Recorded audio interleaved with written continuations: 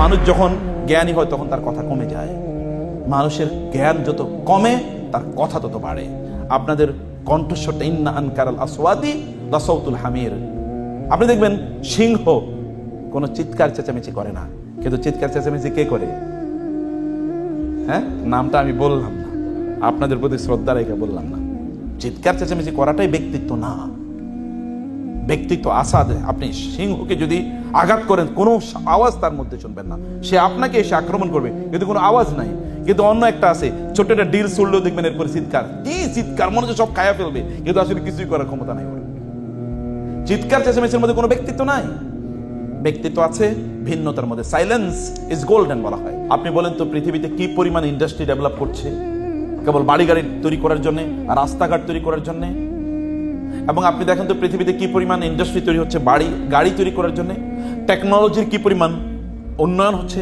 মানুষ চিন্তা করেছে যে তারা সুখ চায়, সুখের জন্য যত উপকরণ আছে এই উপকরণগুলো তারা তৈরি করলো, কিন্তু এই উপকরণগুলোকে টেকসই করবে কিভাবে? এই উপকরণগুলোকে টেকসই করার জন্য তারা নতুন আইডিয়া পেয়ে গেছে, তা হলো টেকনোলজি।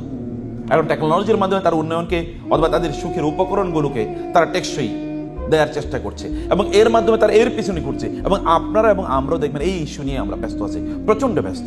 আমি আমার মেয়ের সাথে গত রাতে আলোচনা করছিলাম যে বাবা তুমি কোন সাবজেক্টে পড়ছো বা পড়বে, ইত্যকার নিয়ে কোনটা তোমার? বলে যে বাবা আমার ইন্টারেস্ট হলো ওই সাবজেক্ট। আমি বললাম ইন্টারেস্টের কথা বলছো কেন? বলে আমি আমার ইন্টারেস্টের কথা বলবো না, আমার তো ভালো লাগার কথা বলবো না। আমি বললাম হ্যাঁ, তোমার ইন্টারেস্টটা কিভাবে তৈরি হয়? বলে না আমার ইন্টারেস্টটা তৈরি করো, আমার ইন্টারেস্টটা ইনফ্লুয়েন্সড হতে পারে। আমি বললাম না, interest is created not influenced. ইন্টারেস্টটা কি তৈরি হয়। আপনার বলেন তো আপনার ইন্টারেস্টের জায়গা কি? আপনি যে সাবজেক্টগুলো পড়ছেন এটা only because of your interest. আপনার ইন্টারেস্টের কারণে আপনি পড়ছেন। আপনার ইন্টারেস্ট তৈরি করে দিল কে? আপনার ইন্টারেস্ট নিশ্চয়ই তৈরি করে দিয়েছে আপনার বন্ধুরা, অথবা আপনার পিতামাতা, অথবা মিডিয়া, অথবা তথাকথিত এই দুনিয়ার বিভিন্ন অ্যারেঞ্জমেন্ট আপনার ইন্টারেস্ট তৈরি করে দিয়েছে। কিন্তু আপনার সামনে কোনোদিনই এই আলোচনা কেউ করে নাই what is the purpose of your interest. আপনার এই যে ইন্টারেস্ট, আগ্রহের পারপাস কি, লক্ষ্য কি? ইন্টারেস্ট ইজ নট মানে what will justify your interest. আপনি যে এই জিনিসটার প্রতি আপনার আগ্রহ, এই আগ্রহটা ভালো না মন্দ,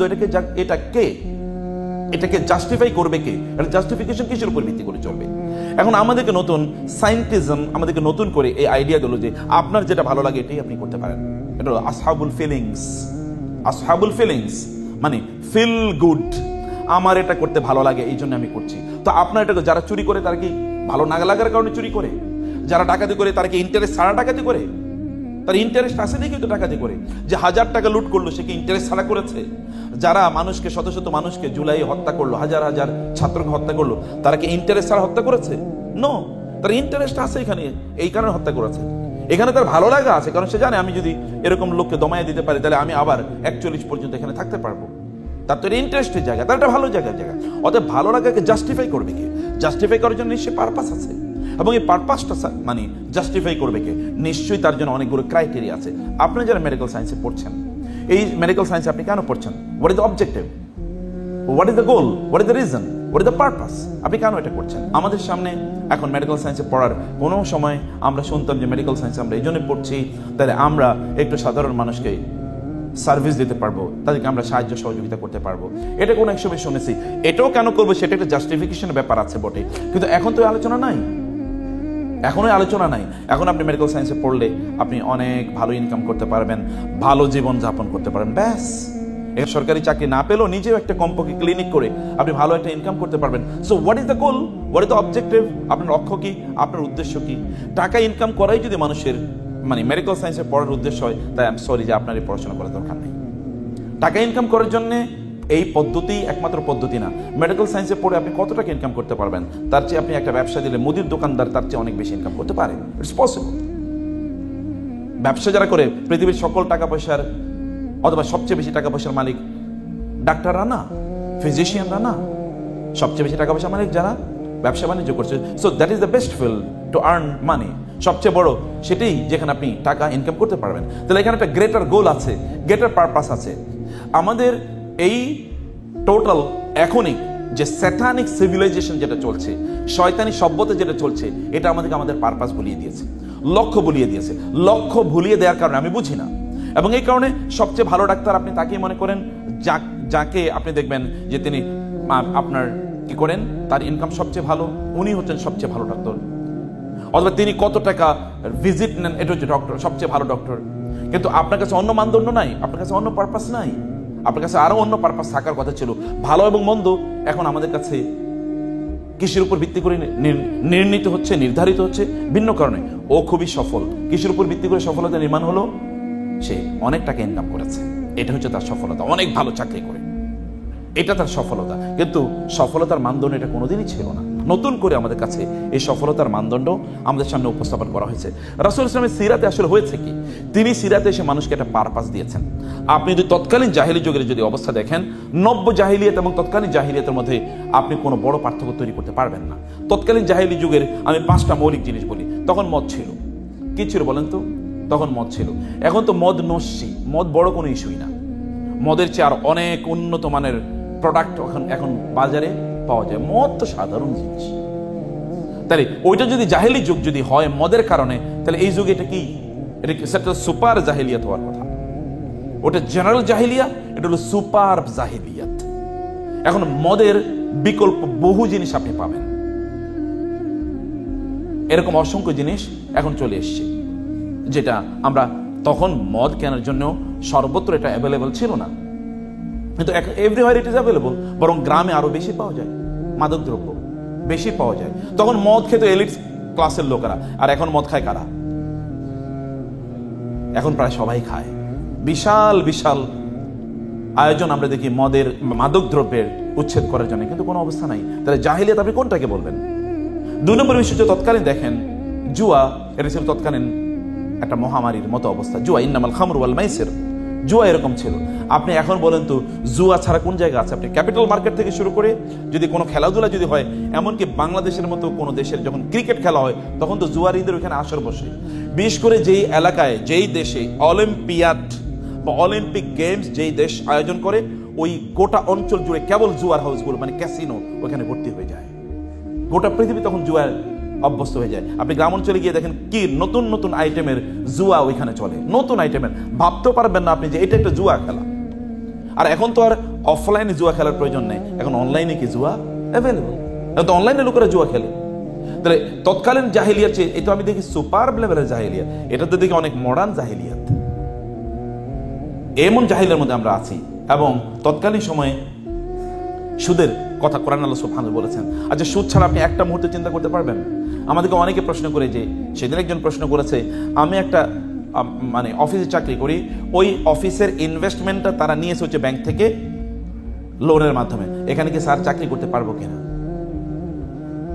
ওইখানে উনি চাকরি করতে পারবেন কিনা সেই প্রশ্নের উত্তর দেয় না। আপনার যে জামাটা বানানো হয়েছে, এই জামাটার পেছনে যে ইনভেস্টমেন্টটা সুদের না, এটা কে নিশ্চিত করবে? বাংলাদেশের গার্মেন্টস ফ্যাক্টরিগুলো তো সবই সুদের টাকা নিয়ে, ব্যাংক থেকে তারা টাকা নিয়ে তারা চালায়, এবং সেটা তো সুদেরই, সেটা সুদের। তাই এমন একটা সময় আসবে যখন লোকেরা সুদ খাবেই। এটা হচ্ছে বাতাসে যে ধোঁয়া আছে না, ধোঁয়া বা ধুলাবালি, আপনি ইচ্ছা করে কিন্তু খাচ্ছেন, আপনার মুখের মধ্যে ধুলো ঢুকে যাচ্ছে, এরকম একটা অবস্থা আসবে। তাহলে তখন তো এত সর্বব্যাপী ছিল না, কিন্তু এখন তো এভরিওয়ান। বরং গরিবরা অনেক তথাকথিত মাইক্রো ক্রেডিটের নামে এখন সাধারণ মানুষ কি আরো বেশি সুদের মধ্যে, সুদের আবর্তে তারা ঢুকে গেছে। সুদ থেকে বাঁচার কোনো অবস্থা বা উপায় নাই। আপনি কোনো অবস্থায় বাঁচার কোনো সুযোগ আপনি তৈরি করতে পারছেন না। কোনো না কোনো ভাবে আপনি এইভাবে না ওইভাবে আপনি কানেক্টেড হয়ে যাচ্ছেন। সুদ তো সর্বব্যাপী, ওটা জাহেলিয়াত হওয়ার কারণ ছিল এগুলো। রাসূলুল্লাহ সাল্লাল্লাহু আলাইহি ওয়াসাল্লাম তিনি বিদায় হজে বলেছেন, আমি সুদকে আমার পায়ের নিচে পিষ্ট করলাম। এবং আপনি যদি তৎকালীন কৌলিন্যের কথা বলেন, যে কৌলিন্য তখন ছিল, কারণ আমরা কলিন, যেমন কুরাইশরা তারা কলিন ছিল, অন্যরা এত কলিন বা অনেক উন্নত বংশের লোক যারা না, তাদেরকে সেখানে বিভিন্নভাবে নিগৃহীত করা হতো বা তাদেরকে ছোট করে দেখা হতো। আমাদের যে এখন কলিন্য প্রথা কি নাই? এখন যদি শেখ পরিবার হয়, তাহলে তো তার বিরুদ্ধে কোনো শব্দ বলে, রাসূলের বিরুদ্ধে আপনি গালাগালাজ করতে পারবেন, কোনো সমস্যা নাই। কিন্তু শেখ পরিবারের বিরুদ্ধে কোনো শব্দ বললে আপনার 14 গোষ্ঠী পর্যন্ত হাজতে যাওয়া লাগবে। এরকম কি আইন পাশ হয় না আমাদের দেশে? আইন তো ছিল এরকম, এখন কি হবে সেটা যায় না, কিন্তু এরকম আইন তো ছিল, অথবা এখনো আছে। আপনি দেখেন, আপনি খুবই সম্ভ্রান্ত ফ্যামিলির, যেমন খান, যেমন ইন্ডিয়াতে সব খানরা কি করে, সব সিনেমা করে। খান মানে হচ্ছে বিশাল একটা কিছু। পাকিস্তানে আপনি খান মানে হচ্ছে বড় বংশ। বাংলাদেশও এরকম, চৌধুরী বংশ মানে হচ্ছে বিশাল কিছু, মানে তার সাথে আর কথাবার্তাও বলা যায় না, এরকম একটা ভাব। তো কৌলিন্য তো তখনও ছিল, এখনো আছে। কৌলিন্যের কারণে তখন একদল লোক কৃতদাস হিসেবে তারা ছিল, এখনো তো কৃতদাস প্রথা আছে। আপনি কর্পোরেট হাউসগুলোতে চাকরি করে দেখেন তো কৃতদাসের মতোই আচরণ করা হয় কিনা। কৃতদাসই তো এক ধরনের, ওটা একটা স্লেভারি, এটাও এক ধরনের স্লেভারি। এই স্লেভারি তখনও ছিল, এখনো আছে। নারীদেরকে বলো তো তখন জীবন্ত প্রথিত করা হতো, এখন কি করা হয় বলেন তো? এখন গোটা ইউরোপ বা আমেরিকা জুড়ে আমরা তাদের যে ফিলসফি, ওয়েস্টার্ন ফিলসফিতে নারীকে কি দেখানো হয়? নারীরা কেবলমাত্র মানুষের জন্য এনজয়মেন্টের ইনস্ট্রুমেন্ট ছাড়ার কিছুই না, কেবল এর বাইরে কিছুই না। তারা তাদেরকে মনে করে যে আমি তো এরকম, তিনি আমার কাছে এরকম, এর বাইরে কোনো কিছু না। তাকে দেখলেই কেবল তাকে নিয়ে আমার এই স্বপ্ন জাগে, এর বাইরে কোনো স্বপ্ন নাই। শ্রদ্ধার সম্পর্ক কোথায়? রাসূলুল্লাহ সাল্লাল্লাহু আলাইহি ওয়াসাল্লাম তিনি নারীদেরকে কি সম্মান করেছেন, কি সম্মান বলেছেন। আপনি অনেক বড় অনেক কিছু হতে পারেন, আপনি পৃথিবীর শ্রেষ্ঠতম ভালো মানুষ হতে পারেন, কিন্তু আপনার মায়ের পায়ের কাছে আপনার জান্নাত। আপনি অনেক বড় কিছু হতে পারেন, আপনি অনেক বড় স্কলার, অনেক বড় আল্লাহ, অনেক বড় আল্লাহওয়ালা, আপনার কোনো তাহাজ্জুদ মিস হয় না, ইত্তকার, আপনার মার এত ইবাদত নাই, তারপরও জান্নাত ওই মায়ের পায়ের কাছ থেকে নিতে হবে। আপনার বাবা অনেক বড় কিছু না বটে, কিন্তু তারপরও বাবার সন্তুষ্টির উপর আপনার জান্নাত নির্ভর করে। কোথায় নিয়ে আল্লাহ সুবহানাহু নারীদেরকে, আল্লাহ সুবহানাহু ওয়া তাআলা, আল্লাহ রাসূল, আল্লাহ তাআলা বলেছেন হামালাতহু উম্মুহু ওয়াহনান আলা ওয়াহনিন। আল্লাহ সুবহানাহু ওয়া তাআলা বলেছেন ওয়াকাদা রাব্বুকা আল্লা তা'বুদু ইল্লা ইয়্যাহু ওয়া বিল ওয়ালিদাইনি ইহসানা। আমরা বলছি যে নারীদের তৎকালীন অবস্থা যা ছিল, তা সেই সময় নারীদেরকে জীবন্ত কন্যা সন্তানদেরকে জীবন্ত প্রথিত করা হতো। এখন কেবল এই যে আমাদের পাশের যে দেশে আছে, এই দেশে হাজার হাজার ক্লিনিক আছে, এই ক্লিনিকের একটাই মাত্র কাজ, তা হলো যে যদি বোঝা যায় মানে আপনার ওই যে আলট্রাসোনোগ্রাফির মাধ্যমে যে সন্তানটা কন্যা সন্তান হচ্ছে, তাহলে তাকে কি অ্যাবর্শনের মাধ্যমে তাকে হত্যা করা হয়।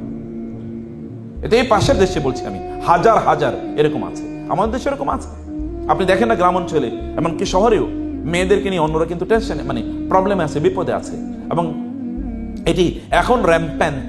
অতএব ওই সময়ের জাহেলিয়াতের এবং এই সময়ের জাহেলিয়াতের মধ্যে আপনি খুব বড় পার্থক্য পাবেন না। লাস্ট তখন জাহেলিয়াতের একটা প্রবলেম ছিল, তাহলে ধর্মহীনতা।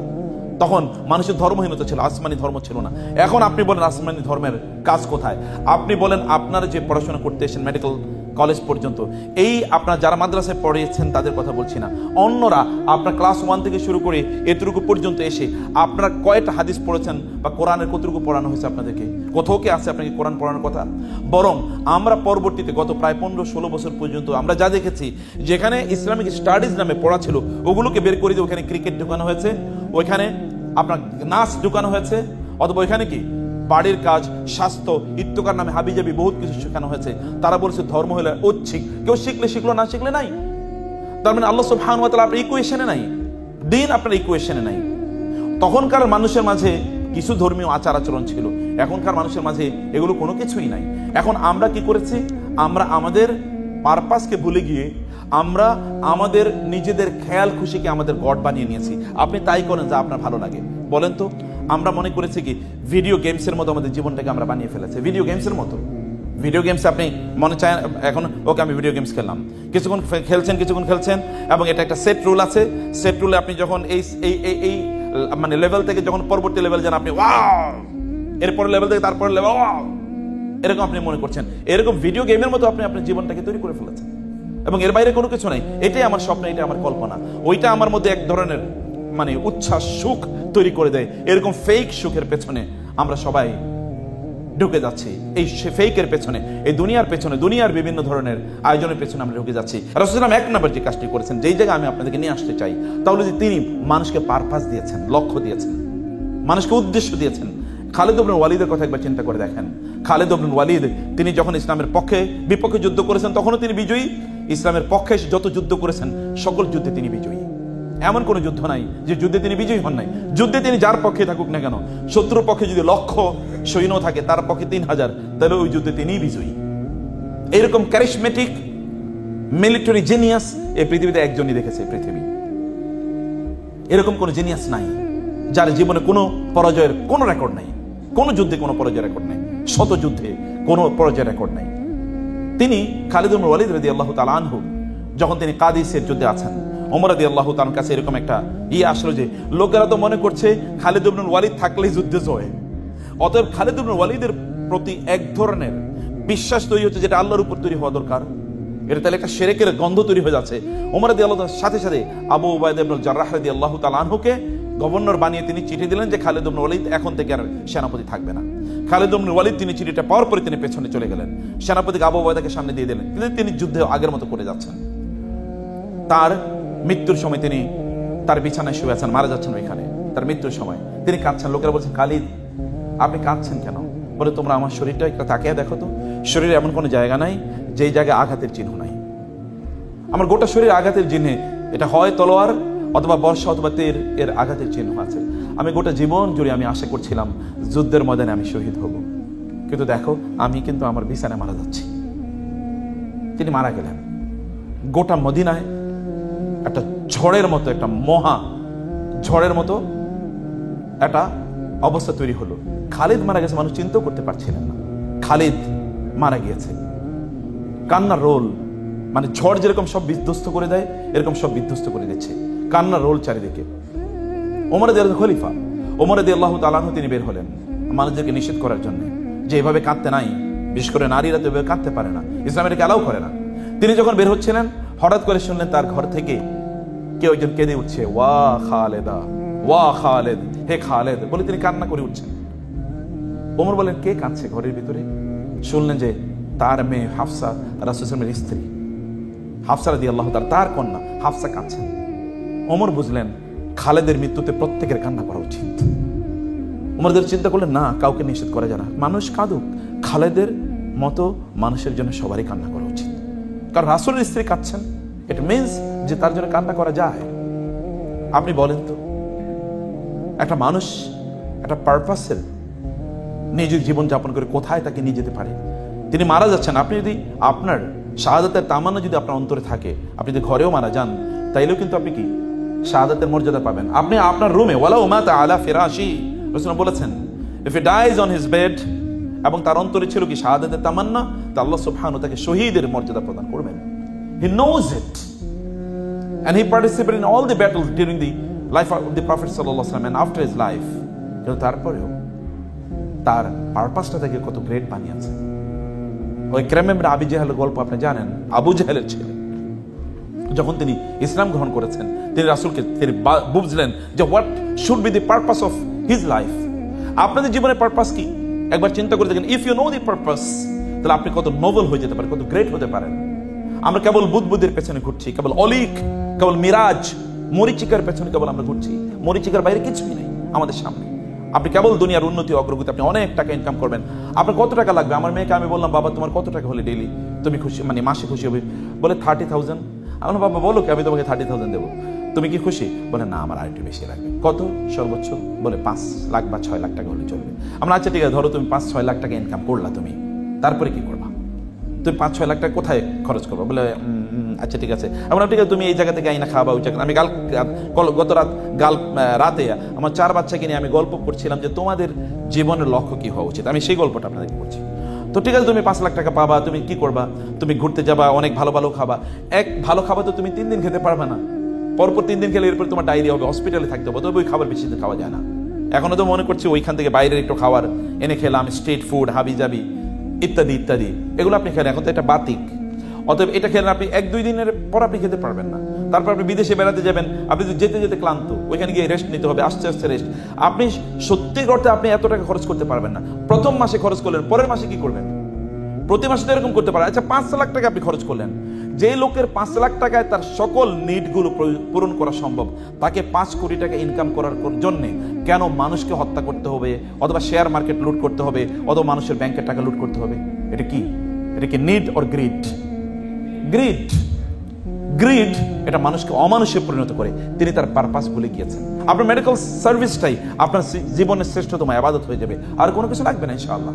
ইবাদত হিসেবে এতটুকু যথেষ্ট। হ্যাঁ, ফর্মাল যে সকল কম্পালসরি রিচুয়াল আছে এগুলো তো আপনি করবেনই, বাট বিসাইড দিস আল্লাহ সুবহানাহু ওয়া তাআলা যে বলেছেন, যখন তুমি নামাজ শেষ করবে, জমিনে ছড়িয়ে পড়ে রিজিক অন্বেষণের জন্য, ওই সময় তুমি আল্লাহ জিকির করো। তখন আল্লাহ জিকির মানে কি? সুবহানাল্লাহ আলহামদুলিল্লাহ বলা? নো। ব্যবসা করার সময় আপনি ব্যবসা করলেন, 2 নম্বর জিনিস বিক্রি করতেছেন, আর বলছেন সুবহানাল্লাহ সুবহানাল্লাহ সুবহানাল্লাহ সুবহানাল্লাহ। এটা কি আল্লাহ তাআলা বলেছেন? নো, এটা আল্লাহ তাআলা বলেন নাই। তখন মানে হচ্ছে তুমি আল্লাহ সুবহানাহু ওয়া তাআলা এর ভয়ে এবং আল্লাহর ভালোবাসায় যেই কাজটি এই লোকদের জন্য সর্বোত্তম তা করো, কারো উপর তুমি জুলুম করবে না।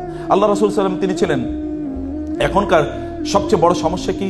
সবচেয়ে বড় সংকট আমানতহীনতা, আমানতদারিতা। কেউ যদি রাষ্ট্রে যদি কোনোভাবে যায়, অনেক লফটি আইডিয়াস, প্রচুর পরিমাণ ভালো ভালো কথা, আমি এই করবো, 10 টাকায় চাল খাওয়াবো, 12 টাকায় আপনাকে তেল দেবো, 15 টাকায় আপনাকে মাংস দেবো ইত্যাদি বলার পরে পরে দেখা গেছে মানুষের দেশে লুট করে নিয়ে যায়। বলছেন তিনি পুরোটাই তার মিথ্যাচার, অথবা তাদের এটা মিথ্যাচার। এটা গোটা পৃথিবীর জুড়ে অবস্থা এরকম। আসওয়াদ তিনি ছিলেন পরম সত্যবাদী, পরম সত্যবাদী। আমরা কিন্তু তার সত্যবাদিতার কথা বলছি, কিন্তু আপনি সত্যবাদিতা আমাদের মধ্যে, আমরা পরম সত্যবাদী, এটাকে আপনি বলতে পারবেন? আমি তো বহু লোকেরই দেখেছি তারা হচ্ছে প্যাথোলজিক্যাল লায়ার। বুঝতে পেরেছেন তো? মানে এর হচ্ছে ক্লিনিক্যাল লায়ার, মানে হচ্ছে একজন ক্লিনিকে ভর্তি হলে যেরকম অবস্থা হয়, এই আসলে লায়ার হয়ে, মানে এরকম অসুস্থ মিথ্যাবাদী। এমন কোন কথা নেই যেটা মিথ্যা বলে না। সত্য কখন বলেছে এটা ফেরেশতাদেরকে জিজ্ঞেস করতে হবে যে কোন দিন সত্য বলেছিল। মানুষের পক্ষে এটা আইডেন্টিফাই করা সম্ভব না কবে সত্য বলেছে। এরকম অবস্থা। আমরা যেমন এরকম হয় যে বহু লোকের আমরা এরকম জানি, তিনি হয়তো কোনো একটা জায়গায় যাওয়ার কথা, তিনি ওইখানে পৌঁছার কথা, যেমন আমাদের ঘটনা বলেন, আমি পৌঁছার কথা 12টায়, আমি বাসা থেকে রওনা দিয়েছি 11টায়। স্যার আপনি কই? এই যে খুবই কাছাকাছি, আমি তখনও ঢাকায় মাত্র। বহুত লোক এরকম জানি যারা কোন একটা প্রোগ্রামে যাওয়ার কথা, ওইখানে উপস্থিত হওয়ার কথা যখন, তখনও তিনি মাত্র ব্রাশ করেন। আপনি কই? এই যে আর 5 মিনিট, আসলে এখনো তিনি বাসা থেকে রওনাই দেন নাই। Most of the people are of this. মানুষের মধ্যে এই চরিত্র তো মানুষের মধ্যে, বা সত্যবাদিতা মানুষের মধ্যে নাই। মানুষ সত্যবাদী না, অথচ আল্লাহ রাসূল সাল্লাল্লাহু আলাইহি ওয়াসাল্লাম তিনি কখনো মিথ্যা বলেছেন এমন রেকর্ড আপনি দেখাতে পারবেন? এমন একজন মানুষ তার গোটা জীবনে, নবুয়তের পূর্বেও না, নবুয়তের পরেও না, তিনি নবী হওয়ার আগেও না, নবী হওয়ার পরেও না, তিনি কোনোদিনই কোনো মিথ্যা, তিনি কখনোই তিনি কোনো মিথ্যা কথা বলেন নাই। রাসূলুল্লাহ সাল্লাল্লাহু আলাইহি ওয়াসাল্লাম তিনি এই লেভেলের তার নিজের চরিত্রটা এই লেভেলের রাসূলুল্লাহ সাল্লাল্লাহু আলাইহি ওয়াসাল্লাম করেছেন। আমি 4টা পয়েন্টে আর হয়তো 5-7-10 মিনিট বলে আমি এরপরে এটাকে ক্লোজ করে দিচ্ছি। রাসূলুল্লাহ সাল্লাল্লাহু আলাইহি ওয়াসাল্লাম তার একটা ফেয়ারনেসের কথা একবার চিন্তা করে দেখেন। রাসূলুল্লাহ সাল্লাল্লাহু আলাইহি ওয়াসাল্লাম ফেয়ারনেস মানে মানুষের প্রতি তিনি কতটুকু ফেয়ার ছিলেন 4টা পয়েন্টে, এই যেগুলো আমাদের মধ্যে একেবারেই নাই। Justice and fairness. রাসূলুল্লাহ সাল্লাল্লাহু আলাইহি ওয়াসাল্লাম তার গোটা জীবন জুড়ে তিনি মানুষের প্রতি প্রচন্ড ফেয়ার ছিলেন। তিনি কখনোই তিনি আনফেয়ার কোনো কিছু কখনোই কারোর প্রতি তিনি কখনোই করেন নাই, বরং তিনি ফেয়ার করেছিলেন। তিনি মানুষের প্রতি অনুগ্রহ প্রদর্শন করেছেন। মানুষের অন্তরে একটু আনন্দ তৈরি হোক, এই আনন্দ রাসূলুল্লাহ সাল্লাল্লাহু আলাইহি ওয়াসাল্লাম তিনি তৈরি করে দিয়েছেন। মানুষকে তিনি প্রচন্ডভাবে তিনি কেয়ার করতেন, এবং তিনি তার অনেস্টি, এটা তো বিয়ন্ড এনি কোয়েশ্চেন। রাসূলুল্লাহ সাল্লাল্লাহু আলাইহি ওয়াসাল্লাম তিনি মানুষকে ভালোবাসতেন কেমন, মানুষের প্রতি তার আচরণ কেমন ছিল। তার সাথে যারা পরিচিত প্রত্যেক ব্যক্তি বলতে হতো মুহাম্মদ সাল্লাল্লাহু আলাইহি ওয়াসাল্লামের মতো কাউকে আর দেখি না আমরা। তার স্ত্রী আয়েশা রাদিয়াল্লাহু তাআলা আনহাকে গিয়ে, তারই আয়েশা রাদিয়াল্লাহু তাআলার ভাগিনা উরওয়া ইবনে জুবায়ের গিয়ে বলেন যে ফুফু আপনি আমাকে বলেন তো রাসূল ইসলামের জীবনে সবচেয়ে, মানে আপনার কাছে সবচেয়ে ভালো লেগেছে, আপনি অবাক হয়েছেন, বিস্ময়কর তার জীবনে এরকম একটা গল্প আমাদেরকে বলেন। আয়েশা রাদিয়াল্লাহু কেনে দিলেন, বলে আপনি কাঁদছেন কেন? তুমি বলছো তার জীবনের বিস্ময়কর একটা গল্প বলতে, তার গোটা জীবনটাই ছিল বিস্ময়কর। এমন একটা জিনিস নেই যেটা বিস্ময়কর ছিল, এটা অ্যামেজিং, আজীব ছিল, সব আজীব ছিল, অবাক করে, এরকম কেউ কোনোদিন কখনোই করে নাই। তিনি এরকম ছিলেন। তিনি সবচেয়ে ভালো মানুষ ছিলেন তার পরিবারের সদস্যদের সাথে। আমাদের সবচেয়ে খারাপ সম্পর্ক আমাদের পরিবারের সদস্যদের সাথে। তিনি সবচেয়ে ভালো মানুষ ছিলেন তার নিকটবর্তী যারা ছিল তাদের কাছে। আমরা আমাদের নিকটবর্তীদের কাছে কি সবচেয়ে ভালো মানুষ? আমরা কি কখনো এরকম? তার কাছে কোনো ডিসক্রিমিনেশন ছিল না। রাসূলুল্লাহ সাল্লাল্লাহু আলাইহি ওয়াসাল্লাম তিনি বাজারে গেলেন, তার কাছে 10 দিরহাম ছিল, তার একটা জামা লাগবে, বাজার থেকে 4 দিরহাম দিয়ে বাজার জামা কিনলেন। প্রতিমধ্যে আসার পর একজন গরিব সাহেব বলেন, আপনার জামাটা তো খুবই সুন্দর, আমাকে দিয়ে দেবেন? আপনি বাজার থেকে ধরেন সামনে ঈদ, একটা সুন্দর জামা নিয়ে আসলেন, কেউ আপনারে বললো, কাজের লোক এসে বললো স্যার আমারে দিয়ে দেন না, পরিস্থিতি তখন কি হবে? ওর তো হসপিটালে ভর্তি হওয়া লাগবে কিছুক্ষণ পরে। রাসূল বললেন আচ্ছা ঠিক আছে যাও, দিয়ে দিলাম। আর আছে কত দিরহাম? 6 দিরহাম। তিনি আবার বাজারে গেলেন, ওইখান থেকে 4 দিরহাম দিয়ে আরেকটা জামা কিনলেন। প্রতিমধ্যে দেখলেন যে একটা ছোট মেয়ে কালো একটা নিগ্রো মেয়ে কান্না করছে। রাসূলুল্লাহ সাল্লাল্লাহু আলাইহি ওয়াসাল্লাম বলেন তুমি কাঁদছো কেন? বলে আমার বাসার আমার মনিব আমাকে 2 দিরহাম দিয়ে পাঠিয়েছেন যেন আমি কিছু একটা কিনি, মানে কিছু একটা কিনে নিয়ে যাওয়ার জন্য, কিন্তু আমি তো ওই 2 দিরহাম হারিয়ে ফেলেছি, আমি কিনতেও পারি না আবার হারিয়ে ফেলেছি। এখন এই কারণে আমি যদি যাই আমাকে যদি মারি, কারণে আমি ভয় পাচ্ছি, আমি করছি না, আমি যাচ্ছি না।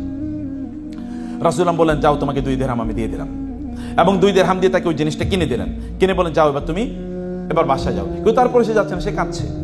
বলে তুমি কাঁদছো কেন? বলে আপনি 2 দিরহাম দিয়েছেন, জিনিস কিনে দিয়েছেন ভালো, কিন্তু আমি বাসায় গেলে তো আমার দেরি হওয়ার জন্য মারবে, আমি এই জন্য কাঁদতেছি এবার। বলে আচ্ছা ঠিক আছে চলো আমি তোমার সাথে যাবো। চিন্তা করেন কাজের মেয়ে নিগ্রো ব্ল্যাক, তাকে হাত ধরে এবার নিয়ে যাচ্ছেন বাসায়। যাওয়ার পরে তিনি তাকে ওই বাসায় গিয়ে তিনি দরজায় টোকা দিলেন, বলেন আসসালামু আলাইকুম। বাসার লোকের উত্তর দিলেন না। রাসূল আবার বলেন আসসালামু আলাইকুম, তারা উত্তর দিলেন না। রাসূল আবার বলেন আসসালামু আলাইকুম, এবার তারা উত্তর দিলেন ওয়া আলাইকুম আসসালাম ওয়া রাহমাতুল্লাহি ওয়া বারাকাতুহু। রাসূলুল্লাহ সাল্লাল্লাহু আলাইহি ওয়াসাল্লাম বললেন, রাসূলুল্লাহ সাল্লাল্লাহু আলাইহি ওয়াসাল্লাম যখন তারা সালাম দিলেন, দেওয়ার পর রাসূল তারা বের হয়ে এবার আসলেন। রাসূল বলেন, আমি যে আগে 2বার সালাম দিলাম, তোমরা কি শুনো নাই? বলে শুনেছি। তো উত্তর দিলে না কেন? বলে ইয়া রাসূলুল্লাহ, আপনি বলতেছেন আসসালামু আলাইকুম, অর্থাৎ তোমাদের উপর শান্তি বর্ষিত হোক, এই কথাটা আমি 3বার শুনতে চেয়েছি, যেন আপনার এই দোয়া আল্লাহ তাআলা যেন আমাদের জন্য কবুল করে নেন। আমরা এই দোয়াটা নেওয়ার জন্য 3বার অপেক্ষা করছি, আপনার মুখ থেকে 3বার শুনতে চেয়েছি। আমার সাথে একটু চিন্তা করে দেখেন তো, কাজের বাসায়, বিশেষ করে পুরুষদের কথা বলি, বাসায় গিয়েছে, ছেলেদেরকে ইয়াংরা এখনো এরকম হয়তো বা করেন নাই, কিন্তু আমরা যারা পুরুষরা, বিশেষ করে স্বামী, বাসায় গিয়েছি, গিয়ে প্রথমবার টোকা দিলাম, স্ত্রী যদি দরজা না খোলে তাহলে তো ভিতরে একটা ছোটখাটো কিয়ামত হয়ে যাবে। কেন দরজা খুললেন, এত দেরি করে, কি এত কাজ? অথচ আমি কিন্তু প্রায় 2 ঘন্টা এর মধ্যে জামে ছিলাম, আমার কোনো মাথা ব্যথা ছিল না।